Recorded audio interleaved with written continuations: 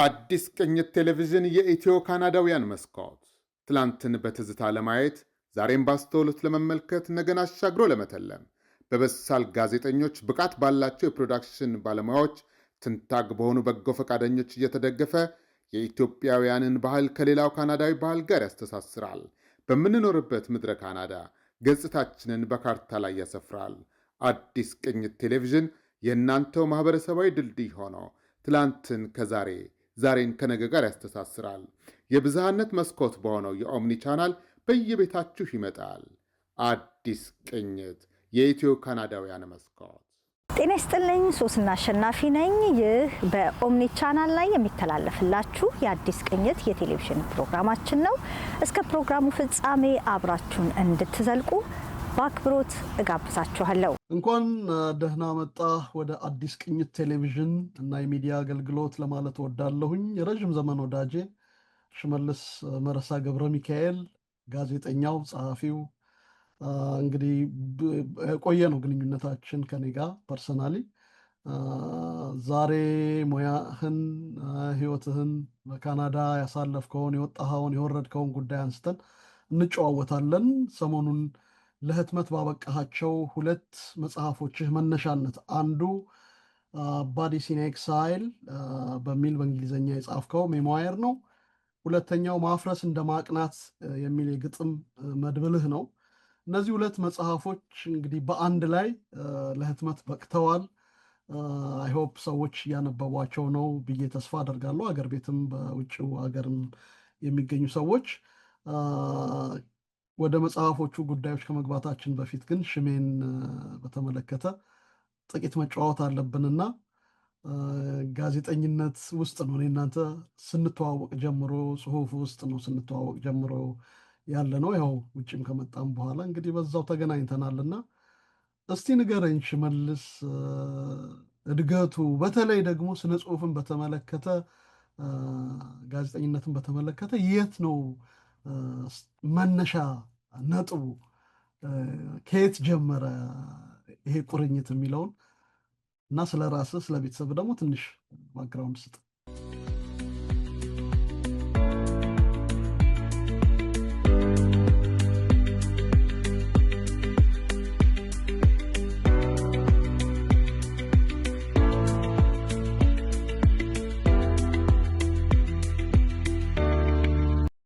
እሺ፣ አመሰግናለሁ። እጅግ በጣም አመሰግናለሁ ገዜ። በጣም ደስ ብሎኛል በዚህ አኳኋን በዚህ ሁኔታ ስለተገናኘን በጣም ነው ደስ ያለኝ። እውነት ነው እንዳልከው የኔና ያንተ እንዲሁም በዙሪያችን ያሉ ጓደኞቻችን ግንኙነት ከጋዜጠኝነትና ከስነ ጽሁፍ ጋር የተያያዘ ነው። ውበት አማተር የጋዜጠኞች ክበብ ነች ዋናዋ ቁልፏ ብዬ ነው የምወስደው። እንግዲህ የሰዎች ስም ማንሳት ከተፈለገ ለበጎ ስለሆነ ችግር የለውም። አዲስ አበባ ዩኒቨርሲቲ የመጀመሪያ ዓመት ተማሪ እያለን ይመስለኛል ታደሰ አዴላ የሚባል የውበት አማተር ጋዜጠኞች ክበብ ዋና አንዱ ከነበሩት ውስጥ አዲስ አበባ ዩኒቨርሲቲ የቋንቋዎችና ስነ ጽሁፍ ሜጀራችን እንግሊሽ፣ ማይነራችን አማርኛ እየተማረን ሳለ ቅዳሜ የምትደረግ የውበት አማተር ጋዜጠኞች ክበብ ፕሮግራም ነበረች። እንደውም አማርኛ ነበረ በብዛት እና ለምን እንግሊዝኛም ጣል አናደርግባትም ተብሎ የተወሰነች ተሳትፎ ነበረችኝ። ደስ የምትል ጊዜ ነበረ እና እዛ በጣም ደስ የሚሉ ወንድምና እህቶች አግኝቻለሁ። እስከዛሬ ድረስ ወዳጅነታቸው የዘለቀ በዋናነት ደግሞ ከስነ ጽሁፍ ጋር ነፍሳቸው በጣም የተቆራኘ ወንድምና እህቶች ነበሩ። በእውነት በጣም የሚጽፉ በጣም ሂስ የሚሰጡ ያንን መንፈሳቸውንና ያንን ስሜታቸውን ደግሞ ለሌላ ሰው የሚያጋቡ አይነት ሰዎች ነበሩ። እዛን የተዋወቅ ነው ማለት ነው እና ተመልሰን ስለተገናኘን በጣም ደስ ብሎኛል። እኔን በተመለከተ ምንም መጀመሪያ በጣም ማመስገን እፈልጋለሁ። የሆነ የምትናገረው ነገር አለ ኦር የሆነ ሰዎች ጆሮ አድማጭ ጆሮ ቢገባ የተወሰነ መረጃ ይሰጣል፣ ትምህርት ይሰጣል ብለህ ስለጋበዝከኝ በጣም አመሰግናለሁኝ። ሚዲያችሁም ደግሞ እንዲሰፋ ምኞቴ ነው። እግዚአብሔር ይርዳችሁ፣ ይደግፋችሁ። እና እኔ ትውልዴና እድገቴ ከአዲስ አበባ ወደ ደቡብ 250 ኪሎ ሜትር አካባቢ በምትገኝ በቀድሞ ሸዋ ክፍለ ሀገር ነው ይመስለኛል። አሁን በኦሮሚያ ክልል ወደ ሻሸመኔ አካባቢ ነው ተወልጄ ያደግኩት እና እኛ ስናድግ ወይም በነበርንበት ጊዜ የመገናኛ ብዙኃን ያን ያህል የበለጸጉ አይደሉም፣ ያን ያህል ብዙ አይደሉም። ተደራሽነታቸውን በጣም ዝቅተኛ ነው። ግን ሬዲዮ ትልቅ መሳሪያ ነበረ። ሬዲዮም በጣም ነበረ ማዳምጠው። እንዳጋጣሚ ሆኖ በደንብ አዳምጥ ነበረ። ያው ከቋንቋ አንጻርም አካባቢው እንደ አንዳንድ ኢትዮጵያ አካባቢዎች ብዙ ቋንቋዎች መናገር አጋጣሚው ነበረኝ። ስለዚህ አማርኛውንም፣ ኦሮምኛውንም፣ ትግርኛውንም እንደዚሁ እያዳመጥኩ ነው ያደግኩት። ግን ፕሮግራሞቹ በዋናነት በአማርኛ ይተላለፉ ነበር። በተለይ መዝናኛን በተመለከተ ከአርብ ምሽት የሙዚቃ ምርጫ ጀምሮ ቅዳሜ ለገዳዲ፣ ከዛ የወጣቶች መዝናኛ ከሰዓት፣ እሁድም እንደዚሁ እና በጣም እከታተል ነበረ። ቱ ቢ ኦነስት እንደ ማለት በበሳል አእምሮዬ ወይም ደግሞ ሙሉ በሙሉ ኮምፕሬንድ በማድረግ ወይም ደግሞ በመረዳት አቅሜም ባይሆን በጣም ነበረ ደስ እያለኝ የምከታተለው። ድምፃቸው የሰው ጆሮ ውስጥ ሲገባ በጣም ስሜትን ሰቅዞ የሚይዝ አይነት ጋዜጠኞች የነበሩበት ነበረ እና ያንን እያደረግን ነበር ያደግነው። አንዳንድ ነገራቸው ደግሞ ኢንፍሉዌንስ አንተ ላይ ተጽዕኖ ያሳድራል። ለምሳሌ የኳስ ጨዋታ በላይቭ ይተላለፍ ነበረ። ትዝ ይለኛል ደምሴ ዳንጤ ነፍሱን ይማረው እና ያስተላለፍ ከስሜት ጋር ነበር የሚያስተላልፈው እና እሱን እንከታተል ነበረ እና አንዳንድ ጊዜ ኢሚቴት አደርጋለሁ እኔ ኳስ ሲጫወቱ ያንን ነገር ተመሳሳይ ነገር አደርግ ነበረ። እሱ ነገር ሳላውቀው በተወሰነ መልኩ አብሮኝ አድርገዋል ይመስለኛል። ከዛ ሃይስኩል ስትገባ ብዙ ነገሮች አሉ። ከሰዎች ጋር ባለ ኢንተራክሽን በተለያየ ምክንያት ትጽፋለህ። እሱ ነገሮች የራሱ ተጽዕኖ ነበረው። እንደ አጋጣሚ ግን ይገርምሃል፣ አዲስ አበባ ዩኒቨርሲቲ ስመጣ ቋንቋን ወይም አንድ ትምህርት እማረዋለሁ ብዬ አስቤም አልሜም አላውቅም። እንደውም ሞር ኦፍ የምናየው የነበረው የስራ እድል ያለው የትኛው ነው የበለጠ የሚያበላው የትኛው ነው እያልን ነበር የምናየው እና ቶታሊ ምርጫዬ ውስጥ አልነበረም ቋንቋ ጥናት። ግን እንደ አጋጣሚ የእግዚአብሔር ፈቃድ ሆኖ ያንን ነገር አደረግኩኝ። ከዛ በአጭሩ ለማሳጠር ሎንግ ስቶሪ ሾርት እንደሚሉት ነጮቹ አዲስ አበባ ዩኒቨርሲቲ በቋንቋዎች ጥናት ጨረስኩኝ ማለት ነው።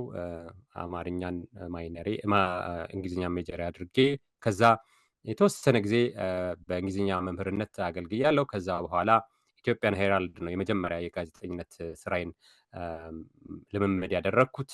ለአንድ 4 ዓመት አካባቢ ሰርቻለሁ። እዛ ሆኜ ኢትዮጵያ ቴሌቪዥን አፕላይ ያደረግኩት። ኢትዮጵያ ቴሌቪዥንም እንደዚሁ ለ2 ዓመት ግድም ሰራሁኝ። ከዚያ ወደዚህ ሀገር ወይም ወደ ካናዳ ከመምጣቴ በፊት ለ5 ዓመታት ያን ጊዜ አይዶን አሁን ይኖር አይኖር አላውቅም፣ አፍሮ ኤፍኤም የሚባል የመጀመሪያው የእንግሊዝኛ የኤፍኤም ሬዲዮ ጣቢያ ከምስረታው ጀምሮ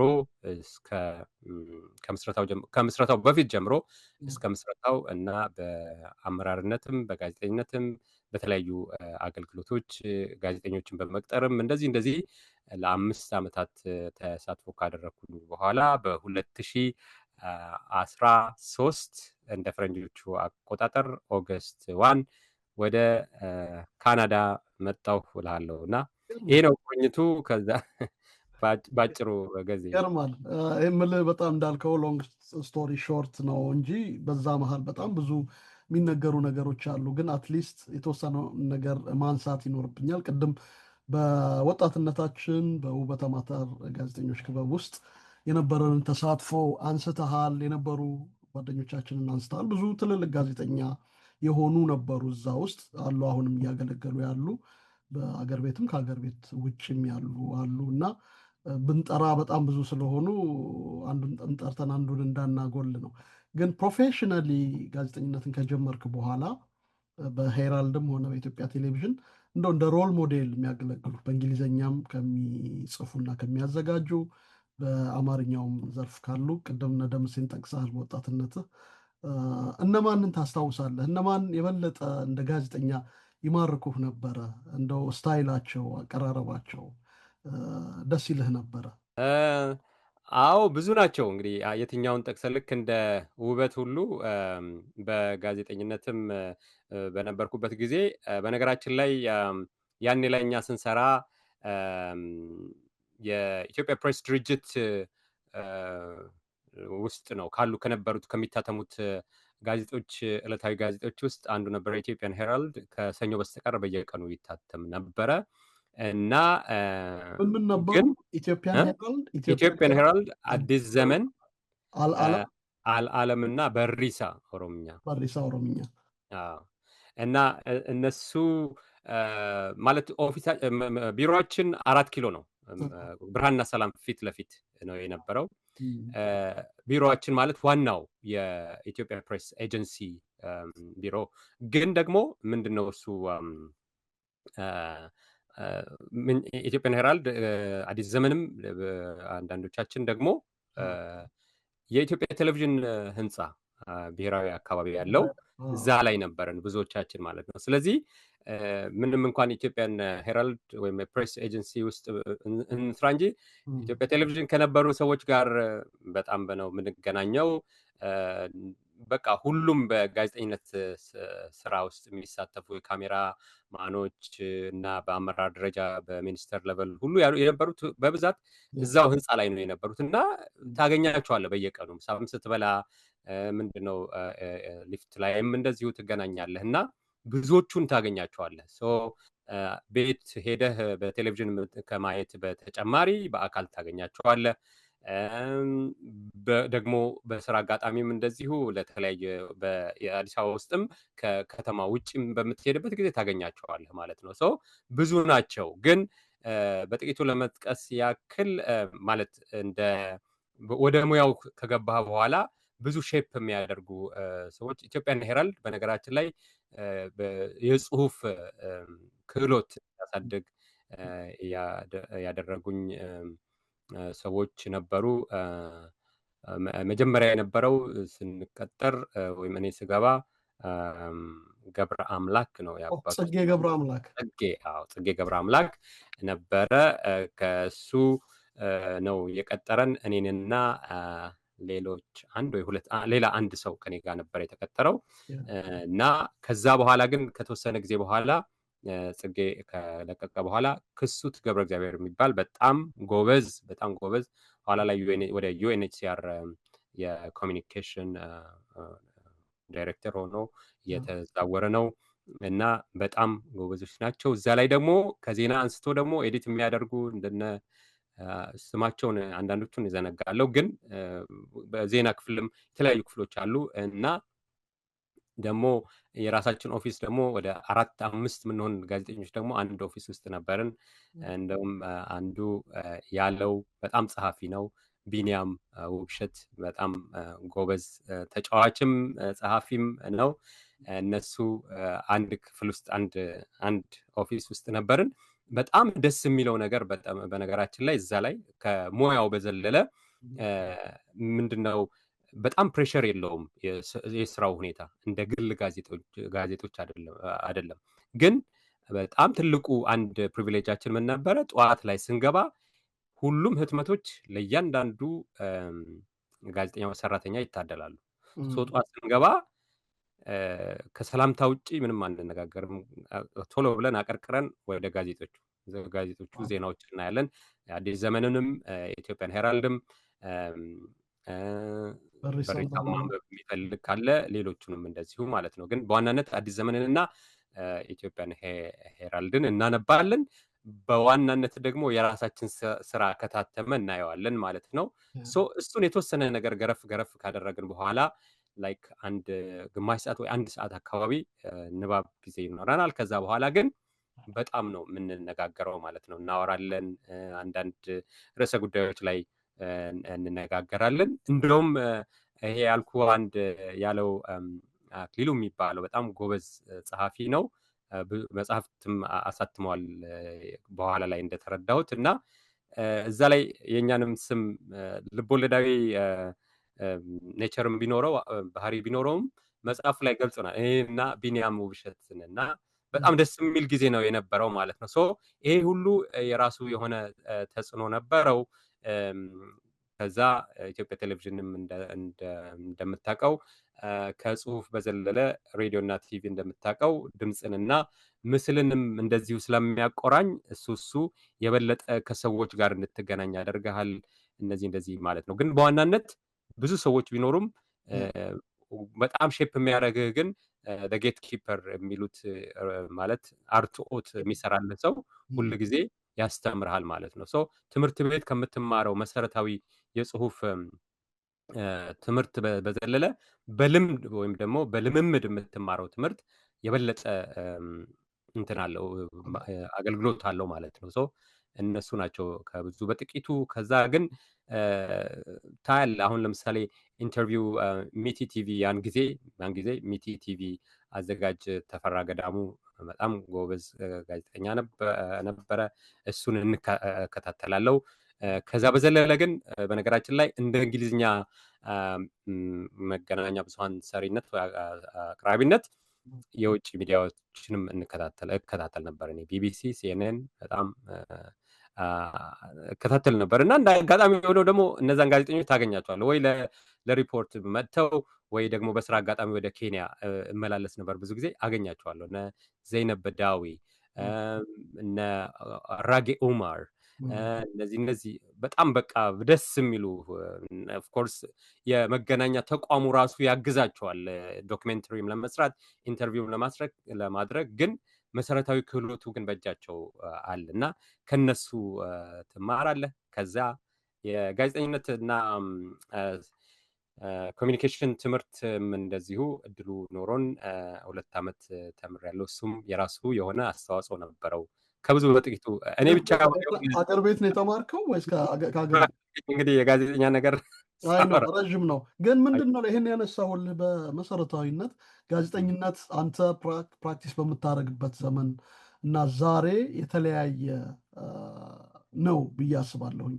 ከፕሮዳክቶቹ በመነሳት በፊት የኒውስሩም ደረጃ እና ስታንዳርድን ተከትሎ አንድ ከመሰብሰብ ጋዘር ከማድረግ ጀምረህ መረጃ ከዛ የኤዲቲንግ የአርቶት ስራዎች አሉ እስኪታተም ወይም ደግሞ አየር ላይ እስኪውል ድረስ የሚያልፍባቸው ሂደቶች ነበሩ። አሁን እነዛን ስርዓቶች ተከትሎ የማሄድ የሚመስል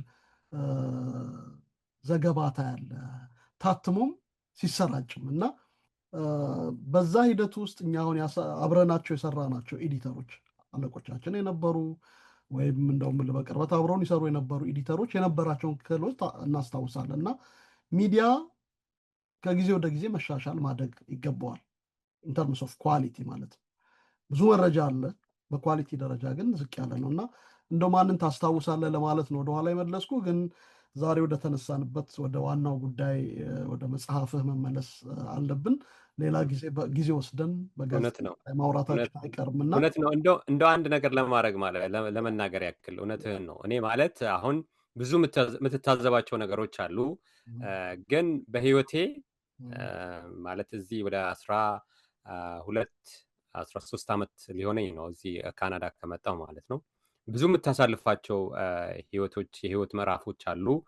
ግን በህይወቴ የሆነ ፋይናንሻል ሪዋርድ ስለምታገኝበት ወይ ደግሞ የተለየ ጥቅም ስለምታገኝበት ሳይሆን ሰዎች ስለምትተዋወቁበት እንደ ሙያ ደግሞ ትልቅ ክብር የሚሰጠውና ትልቅ ሰዎችም ወይም ደግሞ ትልልቅ ብዙ የምትማርባቸው ሰዎች ያሉበት እንደ ጋዜጠኝነት ህይወት በቃ ውስጤ የቀረና ውስጤ ያለ በትዝታ የታጨቀ ነገር የለም ማለት እችላለሁ። እና በጣም ትልቅ ለውጥ አለ ልልህ ፈልጌ ነው። ይቅርታ። እውነት ነው። በደንብ ጊዜ ወስደን ማውራታችን አይቀርም በዚህ ጉዳይ ላይ። ዞሮ ዞሮ ግን ከሀገር ከወጣህ በኋላ ብዙ ነገሮች ይለዋወጣሉ፣ ሁላችንም ኤክስፒሪየንስ እንዳደረግነው እና የዚህ መጽሐፍ በተለይ ባዲስ ኢን ኤክሳይል የሚለው መጽሐፍ የመጽሐፍም ትርጉም ትዝታም ቢኖረው ግን በዋናነት ደግሞ የካናዳ ህይወትህን የተመለከተ ነው እና ለአንተ አገር ቤት እያለ ስለ ስደት ስለ ኤክሳይል ስለሚባለው ላይፍ ያለ ግንዛቤ እና አሁን በትክክል እዚህ መኖር ከጀመርክ በኋላ ያለው ትርጉም ምንድን ነው? ለአንተ ምንድን ነው ለሽመልስ ኤክሳይል ማለት? እንግዲህ ስለ ስደት በምታስብበት ጊዜ በተለይ ከኛ አገር ኮንቴክስት እዛ ኢትዮጵያ በነበርኩበት ጊዜ አሜሪካ ሲባል ከገነት ባልተናነሰ መልኩ በትልቁ የሚስሏት እና የብልጽግና ወይም ደግሞ የሀብት መጨረሻ አድርገው የሚቆጥሯት አንድ ሰው አሜሪካ የመሄድ እድል አገኘ ማለት ኑሮውን አሻሻለ ወይም ደግሞ ሀብታም ሆነ የሚል እሳቤ ነው ያለው በብዛት እና ሰው ከድህነት አረንቋ ወጣ የሚል ኮንሰፕት ያለበት ነው ብዬ ነው የምረዳው ያን ጊዜ ማለት ነው። እንደዚህ አይነት በብዙ የማህበረሰባችን ክፍሎች እንደዚህ አይነት እሳቤ አለ እና እኔ ግን ያን ያህል ብዙዎች በጣም የሚጓጉትን ያክል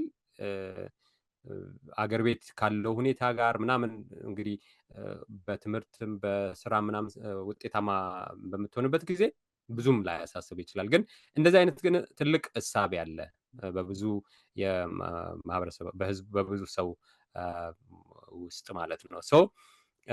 እና ያቋራጭ እድገት ያቋራጭ ሀብት የምታገኝበት እና በአንድ ጊዜ ህይወትህ የራስህም የቤተሰብህም ህይወት በአጭር ጊዜ በትንሹ የሚለወጥበት አድርጎ ነው ሰው የሚስለው አገር ቤት ሳለ ማለት ነው።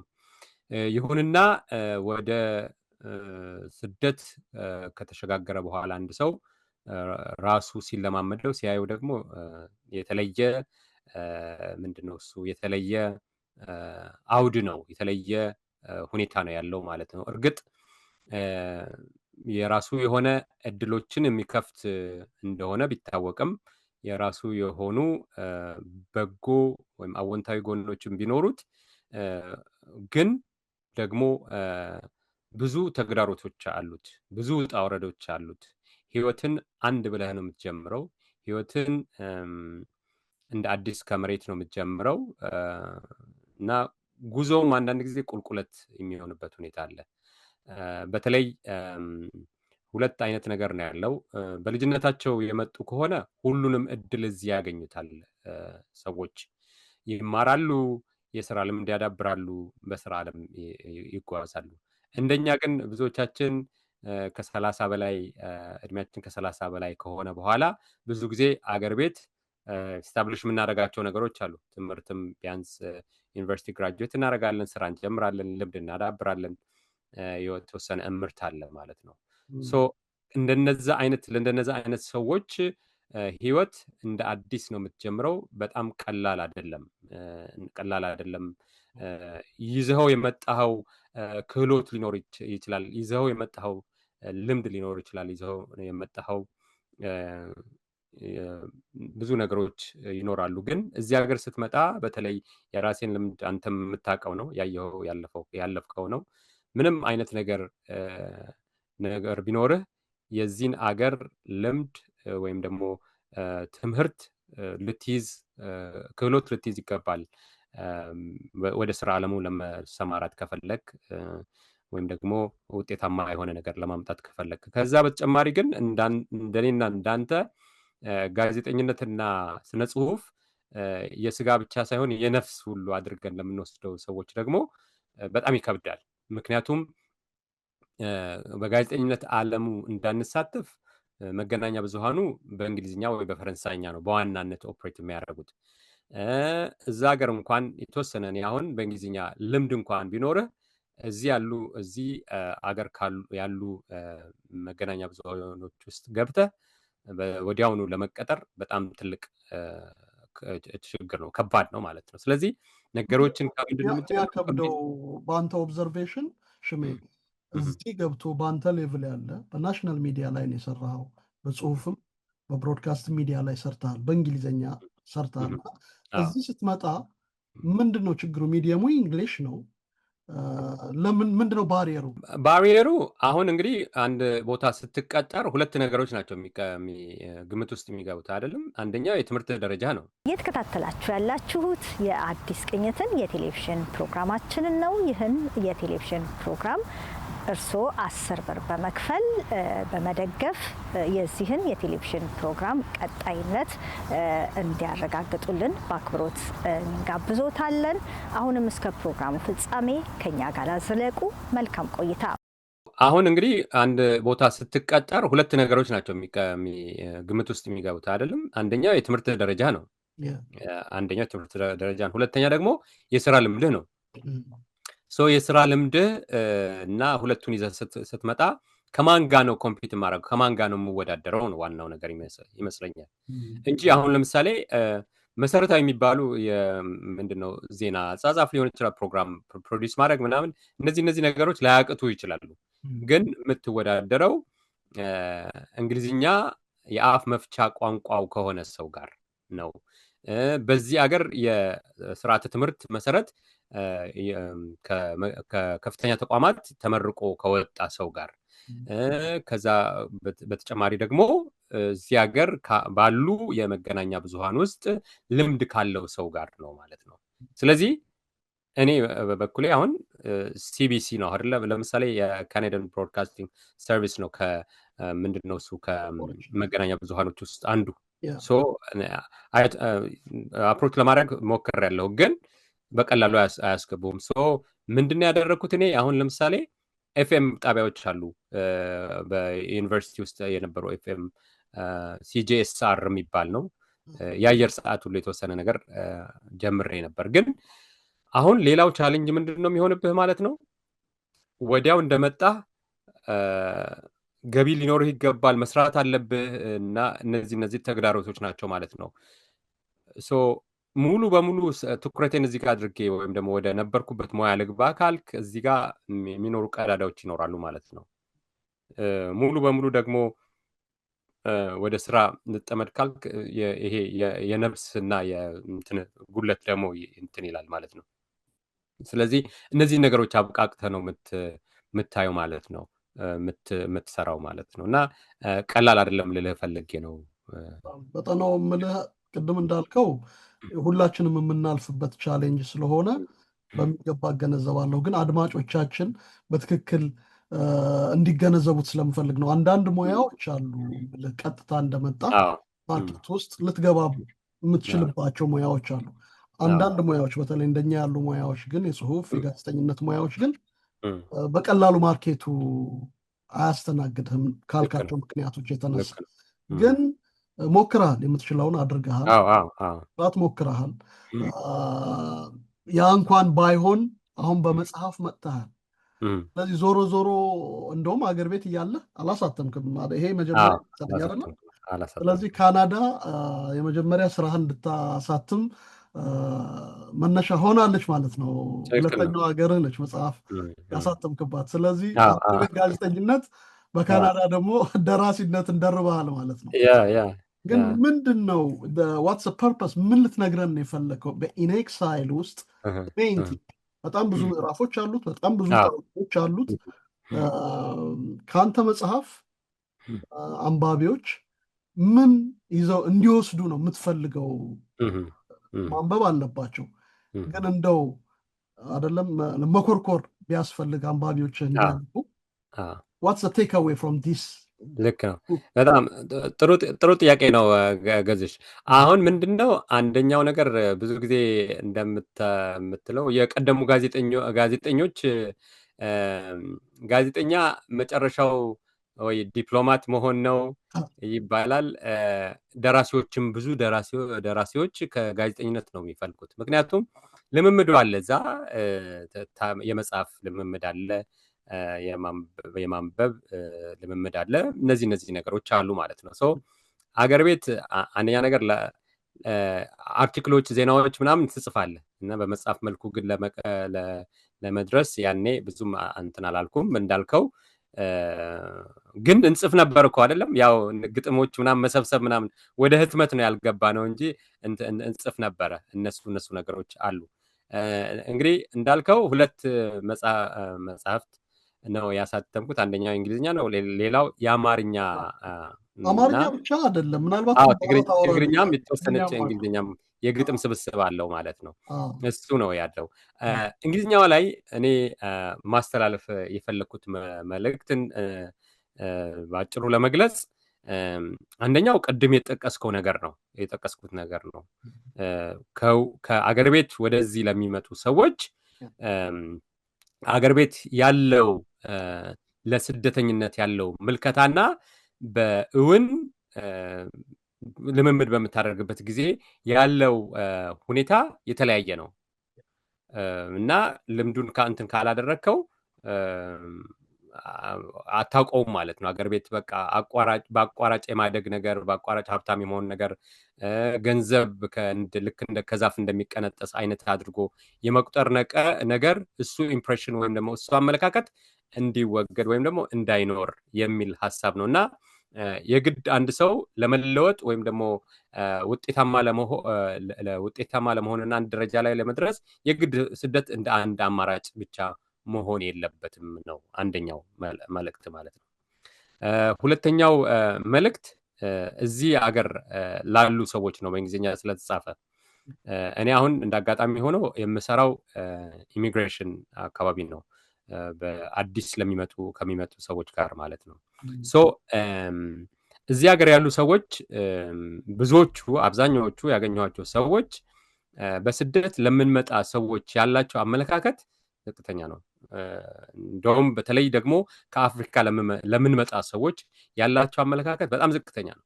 አፍሪካ እንደ አንድ አገር አድርገው የሚቆጥሩ ብዙዎች ናቸው። ከዛ በዘለለ ደግሞ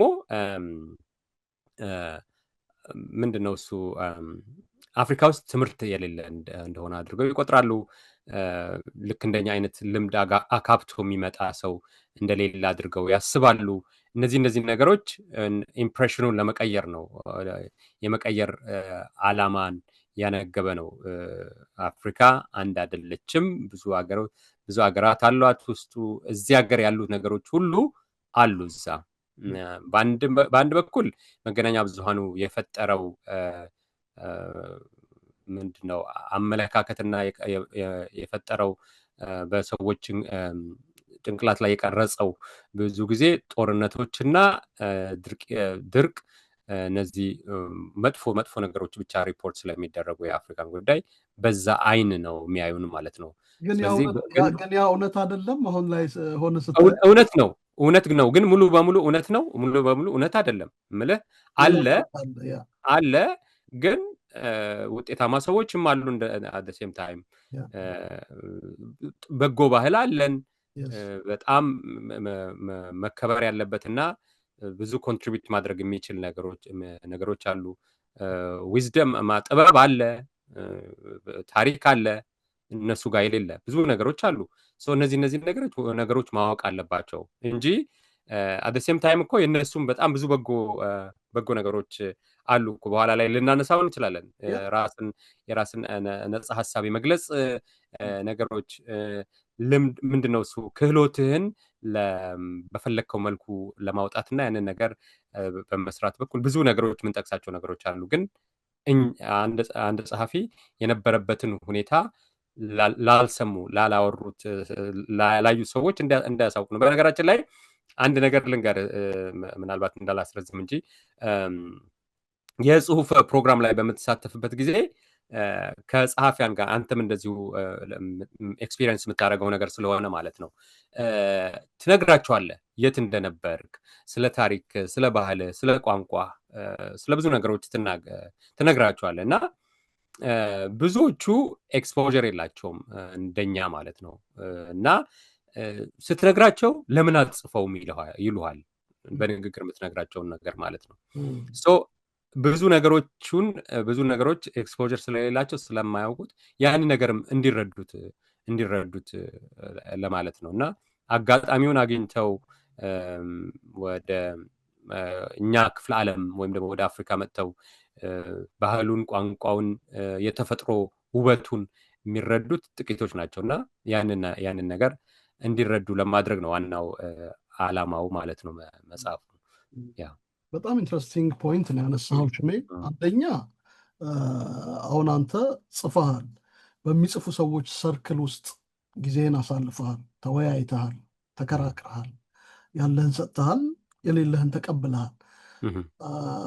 በጽሁፍ ውስጥ እዚህ ሀገር እንደምታውቀው በጽሁፍ ውስጥ ያሉ ሰዎች፣ በሚዲያ ውስጥ ያሉ ሰዎች ሁሉን ነገር ያውቃሉ ተብሎ ባይጠበቅ እንኳን ለማወቅ ግን ከፍተኛ እድል አላቸው ተብሎ የሚታሰቡ የህብረተሰብ ክፍሎች ናቸው።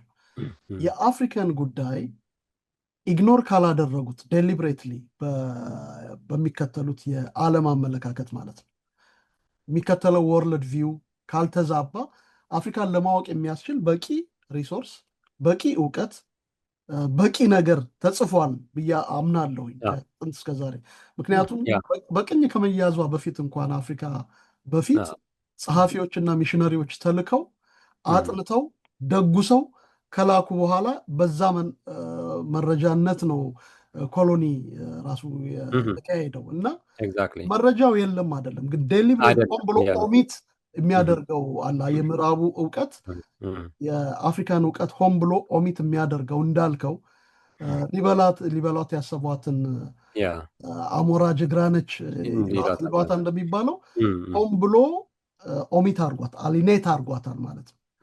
ስለዚህ አንተ የደጋገምክ ራስህን ፕሩፍ የማድረግ ራስህን የመግለጥ እንዲህ ነኝ አደለህም ብሎ ኦልሬዲ ስለሚልህ አንተ እሱን ለማስረዳት ትታገላለህ። ይሄንን እውነት ሆኖ የምታየው ምናልባት አንተም ኦብዘርቭ ካረክ ትነግረኛለህ።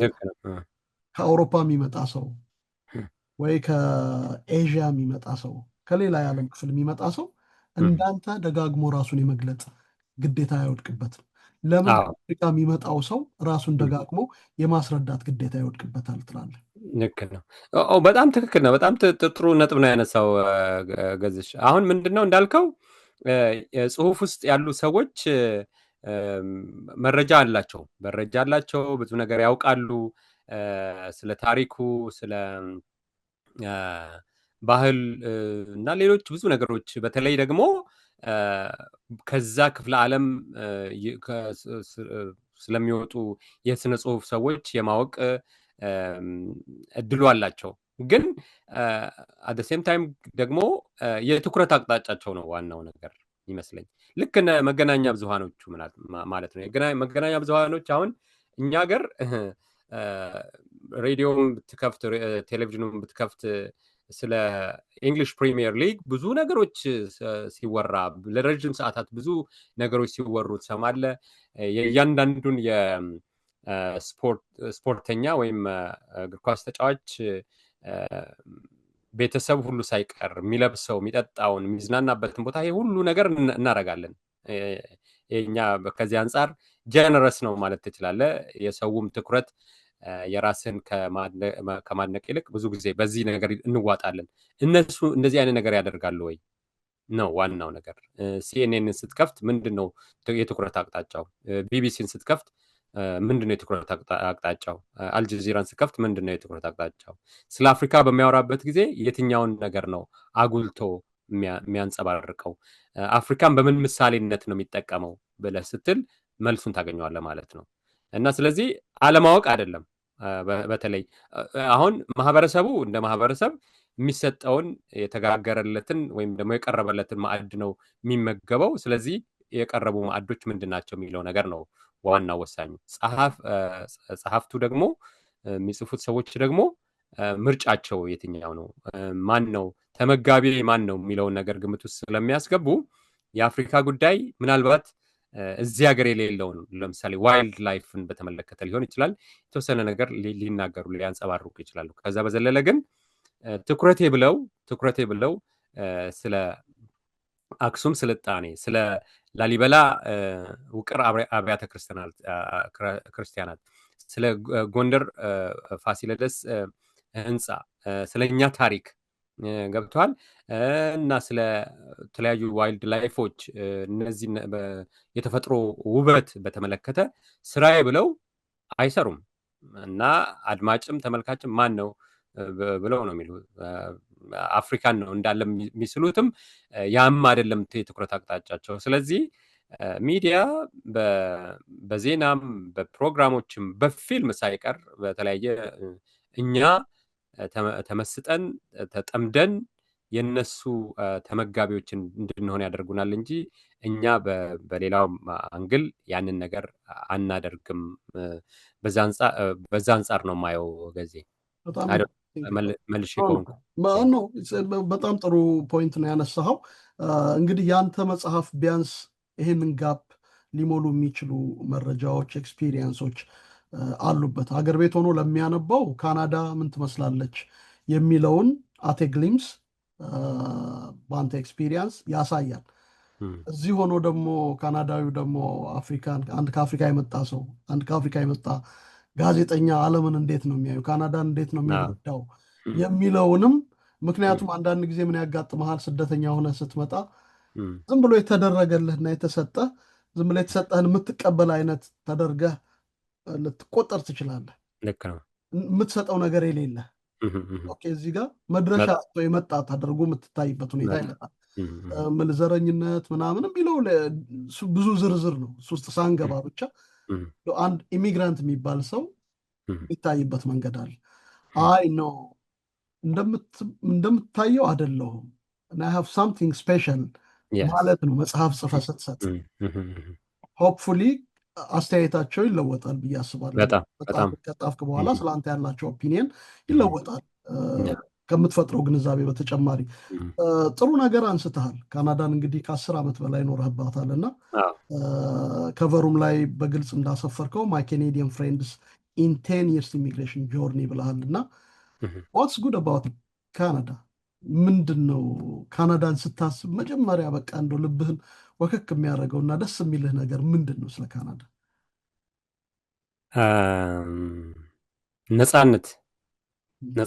ነፃነት አለ። ነፃነት ማለት የምትፈልገውን ነገር በፈለግከው ጊዜ ስርዓት በጠበቀ መልኩ ታደርጋለህ። እሱ አንድ ነው። ሁለተኛ እድሎች አሉ። በጣም እድሎች አሉ ማለት እድሎቹን ከተጠቀምክባቸው ብዙ እድሎች አሉ። ሁለት ደግሞ ሌላው ደግሞ ብዙ ነገሮች ናቸው ማንሳት ይቻላል። ሌላው ትንሽ ስትሰራ ትበረታታለህ። በቃ አሁን እኛ ሀገር የሚሰጠውን ክብር ያክል ከሚሰጠው ክብር በላይ ነው የሚሰጠው እዚህ ማለት ፐብሊሽድ ራይተር ብለህ በምትናገርበት ጊዜ እኔ አሁን አንዳንድ ቦታዎች ላይ ልክ የአገር ቤት ባህሉም እንደዚሁ ተጽዕኖ ስላለ ፐብሊሽድ ራይተር ምናምን የምትላባቸው አጋጣሚዎች የተወሰኑ ናቸው። ሁል ጊዜ አትናገርም፣ እንደዚህ ብለህ አትናገርም። ግን ያንን ነገር ካወቁ አንዳንድ ሰዎች በጣም ይገርሙኛል። በጣም የሚገርም ነው። በጣም ገዚ አንተም ኤክስፒሪየንስ አድርገው ሊሆን ይችላል። አንድ ትምህርት ቤት ነው ምሰራው ብያለሁ። እንደ አጋጣሚ እንደምጽፍ አወቀና መጽሐፉን ማየት ፈልጋለሁ ብሎ አሳየሁት። ከዛ በኋላ መጽሐፉን ካየ በኋላ በጣም ገረመው እና እሱም በዛ ጆርኒ ያለፈ ሰው ነው። ርዕሰ መምህር ነው፣ ግን በዛ ጆርኒ ያለፈ ሰው ነው እና ምንድን ነው ያለኝ፣ በዚህ ፕሮግራም ውስጥ የምትሳተፍ ሰው አለች፣ እሷን አስተዋውቅሃለሁ እና የበለጠ ማስፋት አለብህ፣ አንተም ልምድህን ማስፋት አለብህ ምናምን የሚል ነገር ነው። ስለዚህ ምንድን ነው እያደረገ ለምን እያዘጋጀኝ ነው? በቅን ልቦና እኔ የሆነ መወረውራቸው ጠጠሮች አሉ ሌላውን ማህበረሰብ የሚያግዝ ብሎ ነው እንትን የሚለው ማለት ነው። ዩ አር ሪኮግናይዝድ። ሪኮግኒሽን ቀላል ነገር አይደለም። ትንሽም ነገር ብትሰራ ያንን ነገር ሪኮግናይዝ የማድረግ እና ለማገዝ ረዥም ርቀት የመሄድ ነገሮች በዚህ ብቻ ሳይሆን በሌላም ነገር መንገድ ላይ ተቸግሮ ሲያዩ ካኔዲያንስ እኔ ልምድ እንትን መኪናቸውን ያቆማሉ። ራሳቸው ሰፈር አድርገው አንተን ያግዙሃል። አንዳንድ ሰዎች የማይሆን ቦታ ቢሆኑና ስልክ ባይኖራቸው ሌሎች ችግሮች ቢኖሯቸው እስከሚሄዱበት ቦታ ድረስ ይዟቸው ለመሄድ ለማሳየት ጊዜያቸውን፣ ጉልበታቸውን፣ እውቀታቸውን ተጠቅመው ሰው የማገዝ ነገራቸው በጣም ነው የሚገርመው ማለት ነው። ይሄ በብዙ መልኩ ይንጸባረቃል። ለምሳሌ የነፃ አገልግሎት የሚባለው ነገር ገንዘብ አይጠበቅበትም። ምንድነው ሶሻል ሪስፖንሲቢሊቲ የማህበረሰብ ኃላፊነት ነው ተብሎ ነው የሚጠበቀው። ሌላውን ባለህ ሙያ በትርፍ ሰዓት ታገለግልበታለህ ማለት ነው። እኛ አሁን አንዳንድ ነገሮች ኮሚኒቲያችን ማህበረሰቦቻችን ውስጥ የምናደርጋቸውን ነገሮች ቤተክርስቲያን ውስጥ የምናደርጋቸው መስጊዶች ውስጥ የተለያዩ ቦታዎች ለማህበረሰባችን የምናደርጋቸው እንቅስቃሴዎች እንደ ተራ ነገር አድርገን ልንቆጥራቸው ትችላለን። ግን የብዙ ሰዎች ህይወት ላይ ግን የራሱ የሆነ አዎንታዊ አስተዋጽኦ አለው ማለት ነው። ሰው ካናዳውያኖች ይሄንን ያደርጋሉ ታዝቤያለሁ። ሌላው በቃ ማለት ከሌላ ዓለምን ብትመጣ አንዳንድ ሬር የሆኑ ኢንሲደንቶችም ቢኖሩ እንደ ባህሉ እንደ ሰው ማለት ነው ባህሉን፣ ቋንቋውን፣ እምነቱን እነዚህ አቅቦ ፕራውድሊ ማለት ነው በኩራት መኖር የሚችልባት አገር ነች። ይሄ በጣም አፕሪሺየት የሚደረግ ወይም የማደርገው ነገር ነው እና ራሷን የምትገልጸው ካናዳ ኢዝ መልቲካልቸራል የብዙ ስብጥር ባህሎች፣ ቋንቋዎች፣ እምነቶች አገር ነች ተብሎ ነው የሚባለው እና ሞዛይክ በጣም ደስ ነው የሚለው። ደግሞ አንዳንድ ጊዜ ሄሪቴጅ ወይም የተለያዩ በዓላት በምትሄድበት ጊዜ ከተለያየ ዓለም ነው የሚመጡትና የምታየው እና ደስ ነው የሚለው። እኛ አሁን እኛ ሀገር ብዙ ብሔረሰቦች አሉ፣ የተለያዩ ባህሎች አሉ እንላለን በአንድ አገር ውስጥ ማለት ነው። ካናዳ ግን ዓለም ነች። ኢትዮጵያን የሌሎች ሀገሮች ህዝቦችንም እንደዚሁ ያቀፈች እና እነዚህን ሁሉ ባህል በተለያየ መንገድ የሚንጸባረቅባት ላንጸባርቅ ብሎ ሲነሳ ደግሞ ሰው እድል የሚሰጥበት መድረክ የሚሰጥባት ሀገር ነች እና ሰው እኛ ድሮ ካናዳ ሲባል ስንዴ ኢትዮጵያን የምታግዝ ነች ተብሎ ይታሰባል እና ግን ስትመጣ ደግሞ ለሁሉም እድል የምትሰጥና ከዚያ ግን ስርዓትን በጠበቀ መልኩ አንተ ሰው አየኝ ያላየኝ ሳይሆን ህሊና ለሚባለው ነገር ተገዝተ ስርዓት ለሚባለው ነገር ተገዝተ በዛ መሰረት የሚሄዱ ነገር ነው። በአጠቃላይ ስደት በካናዳ ስኖር ደግሞ ይሄ ትልቅ የተማርኩት ነገር ነው። ገዜ አንዳንድ ነገሮች ላይ አንዳንድ ጊዜ ሳወራ ግን አቁመኝ ምናልባት ካስፈዘም ችግር የለም። በጣም ጥሩ አድርገህ ነው የገለጽከው። ምናልባት ይሄንን ጉዳይ ካነሳ እንግዲህ ቅድም ኢትዮጵያንም ጠቅሰሃል እና ኢትዮጵያም ዳይቨርስ ሀገር ነች፣ የብዙ ባህሎች ብዙ እምነቶች ሀገር ነች እንላለን። ካናዳም እንዳልከው እንደውም አብረው ያልኖሩ ግን ከተለያየ ዓለም የመጡ ሰዎች ተከባብረው በስርዓት እንዳልከው የሚኖሩባት ሀገር ነች። ማን ነው ገብረሕይወት ባይከዳኝ ነው ብዙ አቅም ካለው ትልቅ ሀገር ብዙ ሀብት ካለው ትልቅ ሀገር ይልቅ እንደው በስርዓት የምትኖር ትንሽ መንደር ነች፣ ትንሽ ከተማ ትበልጣለች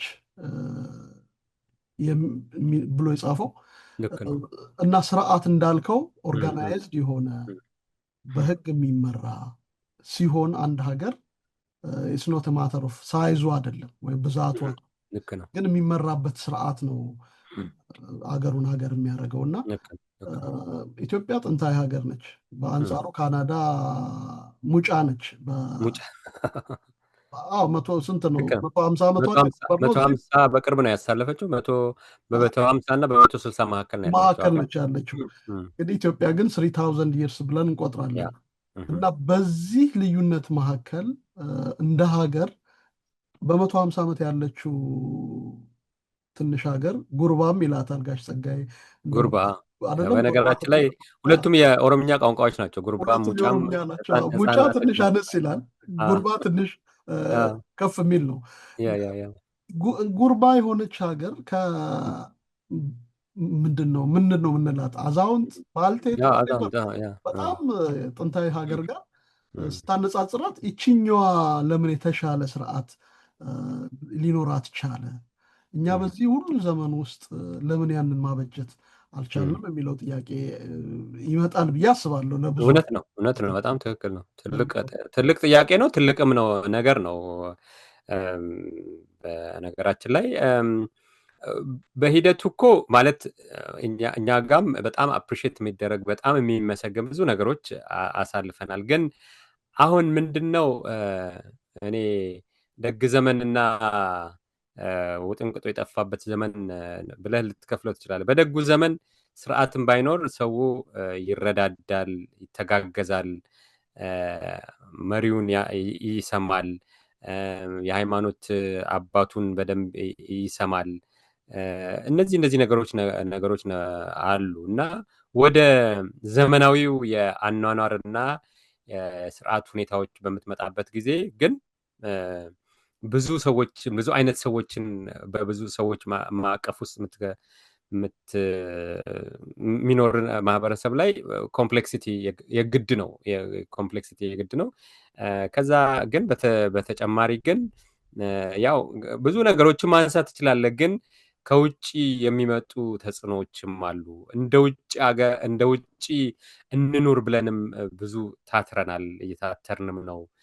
የራሳችንን እያዳፈንን፣ የራሳችንን እየደበቅን፣ የራሳችንን እየቀበርን ማለት ነው። እነሱ ነገሮች ናቸው ብዙ ቻሌንጆች እንጂ በደጉ ዘመን መልሶ ያምጣልን እንጂ በደጉ ዘመን ብዙ እንደ አርአያ እንደ ምሳሌ የሚጠቀሱ ብዙ ነገሮችን አድርገናል። በስልጣኔውም በስርዓቱም በብዙ ነገሮች ማለት ነው። ሰው ጉዳያችን ወይም ርዕሳችን ስላልሆነ እንጂ ብዙ ነገሮች መናገር ይቻላል በዚህ አንጻር። ምናልባት ይህን ያልኩ ከፍሪደም ኦፍ ኤክስፕሬሽን አንጻር አንጻር አንተ አሁን ሀገር ቤት ቢሆን ልትላቸው የማትችላቸውን ነገሮች ትላለህ እዚህ። ግን አንዳንድ ጊዜ መባሉ ብቻ ሳይሆን ያ ነገር በትክክል ሊሰማው ለሚችለው ሰው ደርሶ መልእክቱ ኮምፕሊኬት ካልሆነ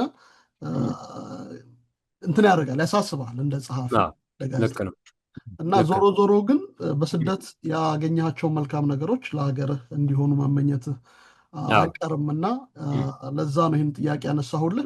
መጽሐፍህ እንግዲህ ተነቦ በትክክል ፊድባክ የምታገኝበት ገና እየተነበበ ስለሆነ ፊድባክ የምታገኝበት ጊዜ እንደሚመጣ ተስፋ አደርጋለሁኝ። ሰዎችም ብዙ ያተርፉበታል። ወደ ስለ ግጥሙ ትንሽ እንድትነግረኝ ይፈልጋለሁ። እዚህ ላይ ትንሽ ስለቆየን ማፍረስ እንደ ማቅናት ራሱ ከርዕሱ ጀምሮ ስሜት የሚይዝ ነው፣ ጥያቄ የሚፈጥር ነው እና እውነት ማፍረስ ማቅናት ሊሆን የሚችልበት እድል አለ እንዴ?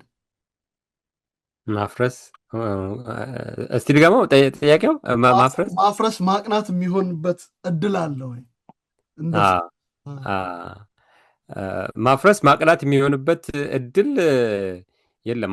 ማፍረስ ነው፣ ማቅናት ነው። እንግዲህ ሁለት የተለያዩ ናቸው፣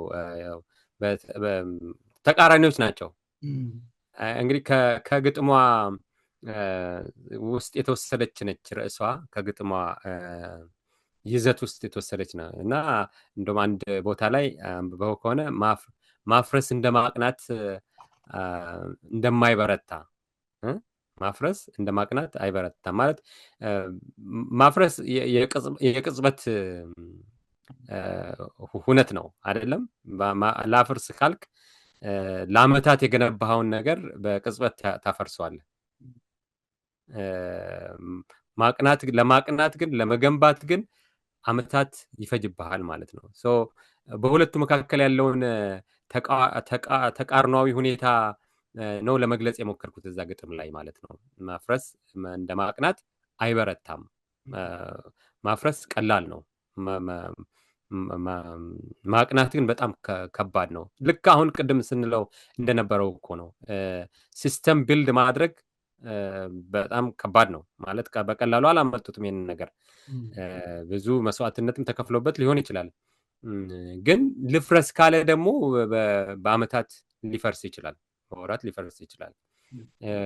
እኛም ሀገር የምታየው ነገር ነው። ለዘመናት በፍቅር በተድላ በደስታ በወዳጅነት የሚኖር ማህበረሰብ የተለያዩ ነገሮች እየገቡበት ብዙ ነገሮች ይታያሉ ማለት ነው። ሰው ማፍረስ በግለሰብ ህይወትም ደረጃ ሊሆን ይችላል፣ በማህበረሰብ ደረጃም ሊሆን ይችላል፣ በአገር ደረጃ ሊሆን ይችላል፣ በዓለም አቀፍ ደረጃም ሊሆን ይችላል።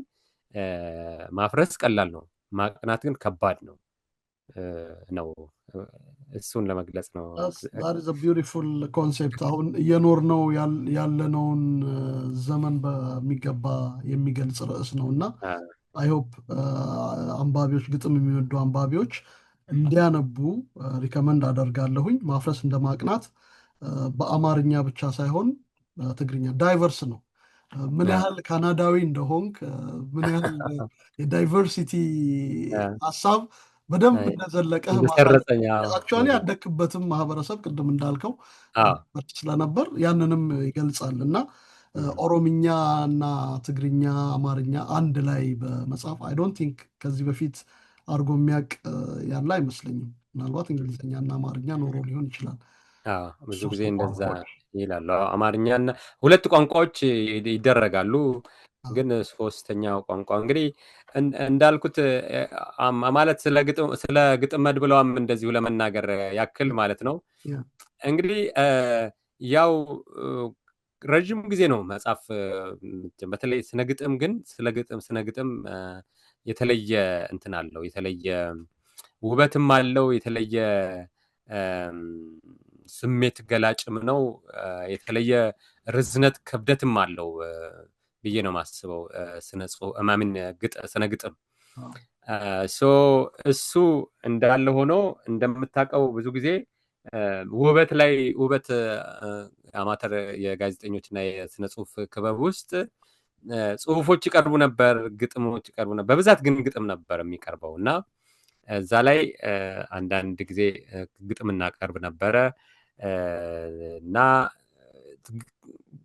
ከአውቶቡስ ቲኬት ጀምሮ በተለያዩ ማስታወሻዎች ወረቀቶች ላይ ምናምን ትጽፋለህ እና ከዛ ግን አንዳንዶቹ ይጠፉብሃል፣ አንዳንዶቹ ዝም ብለህ ትሰበስባቸዋል፣ አንዳንዶቹን ደጋግመህ ስላልካቸው በቃልህ የምትይዛቸው ነገሮች አሉ እና ከዛ ተሰብስቦ በነገራችን ላይ እዚህ ላይ በጣም መጽሐፉ ላይ የምገልጨዋለው የእናንተም የስነ ጽሁፍ ሳሎን አስተዋጽኦ ትልቅ አስተዋጽኦ አለው። እኔ አሳትማለሁ ብዬም አላሰብኩም፣ ግን አንድ ጥሩ ልምዴ ሰበስባለሁ የምጽፋቸውን ነገሮች አንዳንድ ጊዜ በማህበራዊ መገናኛ ብዙሃን በዋናነት በፌስቡክ ላይ አጋራለሁኝ። ከዛ ግን እሰበስባለሁኝ። ከዛ እንትና ዮሐንስ ነው ወደ ከእናንተ ጋርም ቀድሜ ብተዋወቅም ዮሐንስ ግን ይህንን ነገር ዮሐንስ የኋላ ወርቅ ኦቶዋ ነው ያለው ካናዳ እዚህ እና እሱ ነው እንትን ያለኝ እንዴ ወዳጆቼ ብዬ ገባሁ። ከዛ ስገባ ግን የሚገርም በቃ ምልህ የሆነ በቃ መንፈስን የሚያድስ እና ብዙ ነገሮችን የተማርኩበት ብዙ ቀና ልቦችም ያሉበት ቦታ ነው እና የምትይዘውን ያለህን ነገር እንድታወጣ ያለህን ነገር ወደ ፍሬ እንድታበቃ የሚያደርግ ነገር አይቼበታለሁ እዛና በዛ ምክንያት ነው እና ስለዚህ የህትመት ብርሃን ያየችው የስነ ጽሁፍ ሳሎን በሚባለው ታላላቅ ሰዎችና በጎ ቅን ልቦና ያላቸው ወንድም እህቶች ያሉበት በነ ገዜና ገዛኸኝ እና ባለቤቱ ሶሲ በነሱ መስራችነት ሁላችንም የምንቋደስበት ሳሎን ነው። አንዳንዴ ጭልጥ ብለን እንጠፋና ተመልሰን እንሄዳለን። ግን በቃ ሁል ጊዜ እኔ እውነቴን ነው አነባለሁ፣ በቃ አነባለሁ።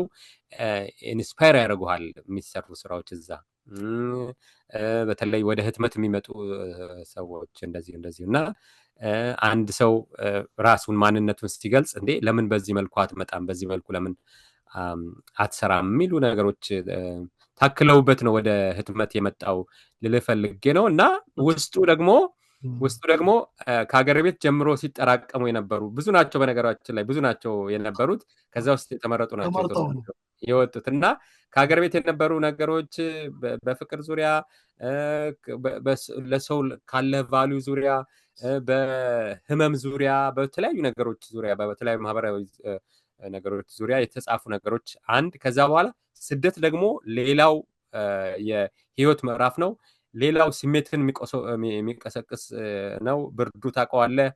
አንድ ብርዱ ህይወት እንደዚሁ ማለት ነው። ሰርተህ አልመህ የማታውቀውን ስራ ትሰራለህ። አይተህ ሰምተህ ከማታውቀው ሰው ጋር ትውላለህ። እንግዲህ ለአንተ መናገር ለቀባሪ ማርዳት ነው። ምናልባት ለአድማጭ ተመልካቾቻችን በጣም እንኳን ነገርከን። የውበት ዘመን ግጥሞችም የተወሰኑ አሉ። ምናልባት ኦፍኮርስ እኔ እንደው እንትን ምንድነው እሱ ያቺ ያልኩ ምንድነው እሱ አውቶቡስ ቲኬት ላይ ጽፌ ያስነበብኳትና በጣም ገረማቸው ማለት ነው። እንደውም ካስታወስኳት ወይ መሆን አስገራሚ የምትል ሶሲ እንደውም የስነ ጽሁፍ ሳሎናችን ሰኞ የግጥም ቀናችን እዛ ላይ አጋርተዋለች። ሳይሆንም ሆነው ይሁን ብዬ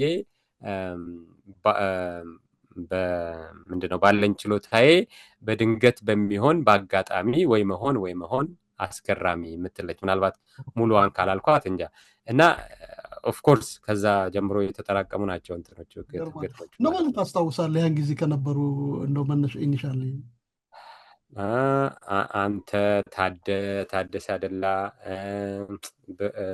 እስክንድር መርሃ ጽድቅ በጣም በስማም በጣም አሁን ድረስ ፌስቡክ ላይ ሲጽፍ ሁል ጊዜ ተራሩጬ የማነብለትና እንደውም ሰሞኑን ስለ ማዕዶት ጽፈዋል። ማዕዶት በፋሲካ ማግስት ማለት ነው።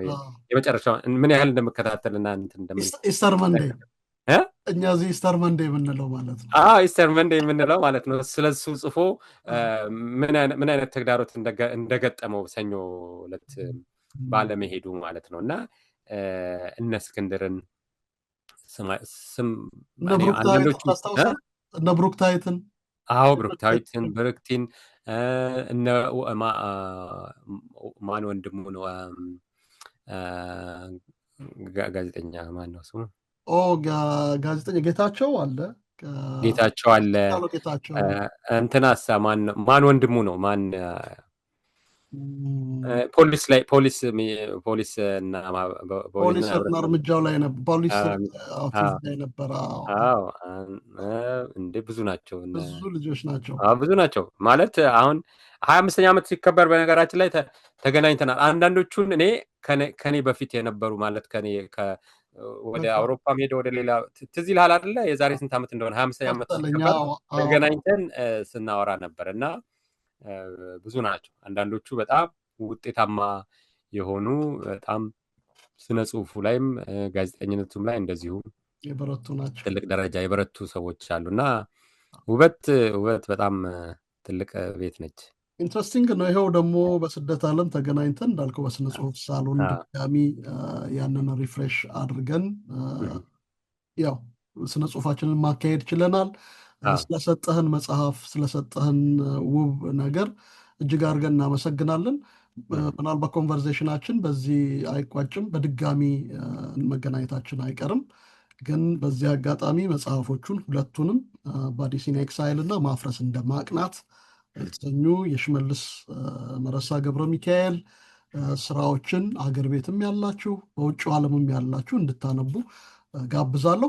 ውጭ ያሉ ሰዎች እንዴት ነው የሚያገኙት መጽሐፎችን? አገር ቤት ያሉት አይ ቲንክ የት መጽሐፍት ቤት አለ? ምንድነው የእንግሊዝኛ መጽሐፏ አማዞን ላይ አለች። አማዞን ላይ አለ። ባዲስ ኢን ኤክሳይል ብለው ከእንትን ካሉ ያገኙታል ማለት ነው። አለ ከዛ ይገኛል።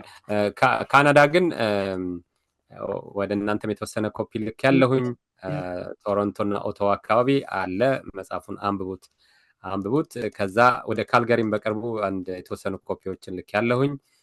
ኤድመንተን ከጠበቅኩት በላይ ኤድመንተን ነዋሪ ፌስቡክ አንዳንዱ ሰው በፌስቡክ ብቻ አይቶ የምርቃት ስነስርዓቱ ላይ የተገኛለ። በዚህ አጋጣሚ ማመስገን ወዳለሁኝ በጣም እና አሁንም አሉኝ ኮፒዎች፣ የተወሰኑ ኮፒዎች ማግኘት ይችላል ኤድመንተን ያለ አንባቢ ማለት ነው። አማርኛውንም ማለት ነው። ሁለቱም ኮፒዎች አሉ። አማርኛው እንትን ላይ አማዞን ላይ አልተጫነም፣ ግን ለምንድን ነው? ይቻላል አይደለም? ሉሉ ይቻላል። ምናልባት የስንፍናም ነው የጊዜም ጉዳይ ነው። በአንዴ ብዙ ነገሮች ብዙ ልጆች በአንዴ ዴሊቨር ስታደርግ እንደዚህ ነው እንግዲህ እሱ ነው ችግሩ። ከዛ ግን እንትን ምንድነው ማፍረስ እንደማቅናት ግን ኢትዮጵያ 1000 ኮፒ ታትሟል። በነ ቢኒያም አቡራ ብርታትና ድጋፍ ማለት ነው። እና ኦፊሻሊ እንትን አልተባለም። ምንድነው እሱ አልተመረቀም። ግን ጃፋር መጽሐፍት ቤት የተወሰነ ኮፒ እንዳስገባ ነግሮኛል ቢኒ። ከዚያ ኦፊሻሊ እንግዲህ ሎንች ሲደረግ ደግሞ ሌሎች ቦታዎችም አቬል እናደርጋለን ማለት ነው። በዋናነት እንግዲህ የአማርኛ አንባቢዎቻችን ኢትዮጵያ ነው የሚኖሩት እና ለነሱን ተደራሽ ማድረግ በሚለው እሳቤ ነው ያንን ያደረግኩት። ለጊዜው ይህን ይመስላል።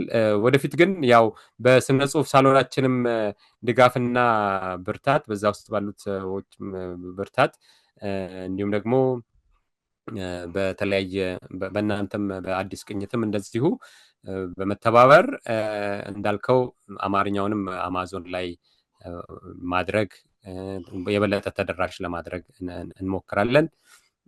ሌሎች ስራዎችንም እንደዚሁ ይዞ ለመምጣት ጥረት እናደርጋለን ማለት ነው። አይ ሆፕ እንግዲህ አንድ ጊዜ ከተከፈተ በሩ እንድትበረታ እንድትቀጥል የእኛም ምኞት ነው፣ ድጋፍ ነው። እጅግ አድርጌ አመሰግናለሁ። እዚህ እኔም እጅግ በጣም አመሰግናለሁ። ደግሜ በጣም አመሰግናለሁ እኔን እንግዳ አድርጋችሁ ስለጋበዛችሁኝ እና የተወሰነች መረጃም ብትሆን ለማካፈል የሆነ ቫልዩ ያላት ወይም ደግሞ እሴት ያለው ነገር ውስጥ ሊኖር ይችላል ብላችሁ አስባችሁ ጊዜ ወስዳችሁ ቃለ መጠይቅ ስላደረጋችሁልኝ እጅግ በጣም አመሰግናለሁ። ለዕለቱ ያልነው የእስካሁኑ ነበረ። አብራችሁን ስለነበራችሁ ከልብ እናመሰግናለን። የአዲስ ቅኝትን የተለያዩ ፕሮግራሞች ለመከታተል እንዲያመቻችሁ የአዲስ ቅኝትን የዩቲዩብ ቻናላችንን ሰብስክራይብ አድርጉ፣ ወዳጅ ዘመዶቻችሁን ጋብዙ። እንዲሁም ደግሞ በወር 10 ብር በመክፈል ይህንን የቴሌቪዥን ፕሮግራም እንዲደግፉ በአክብሮት እንጠይቃችኋለን። እስከ ሳምንት ሰላም ሁኑ። አዲስ ቅኝት ቴሌቪዥን የኢትዮ ካናዳውያን መስኮት።